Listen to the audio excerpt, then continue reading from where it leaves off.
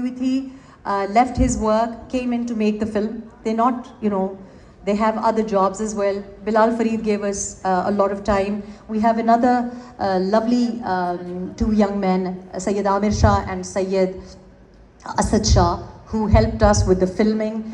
And of course, above all, a big thanks to my husband, Mirza Bilal Beg, who not only has taken me 2-3 times to Hazara, but the film that you've seen, because I wanted to get it very concise, has been kindly edited by him. And thank you for persevering with my madness. If it weren't for you, we wouldn't be able to go to all of these dirty places. We'd still be in Seattle. But he says to me कि Seattle जितना प्यारा तो नहीं है. मैंने कहा हाँ, but Seattle is not mine. So I think this is a very good example of when locals help you.